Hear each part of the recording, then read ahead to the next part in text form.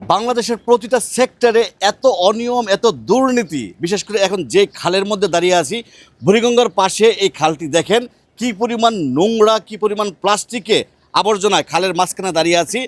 শুধু আমরা জনগণ শুধু আসলে সরকারকে দোষারোপ করতে পারি, মানে তারেক রহমানকে দোষারোপ করতে পারি। আরে ভাই, তারেক রহমান তো মাত্র ক্ষমতায় আসছে 2 মাস হলো, তো উনি তো একটা পরিকল্পনা নিয়েছে। তো আমরা জনগণ যদি সচেতন না হই, সরকার শুধু কি করবে? তারপর আমার পাশে একজন ভাই আছে, একটু কথা বলবো যে এই বুড়িগঙ্গার পাশে এই যে একটা সুন্দর খাল ছিল, এই খালটি এমন অব্যবস্থাপনা কারণটা কি, বা বর্তমান সরকারই বা কি করতে পারে?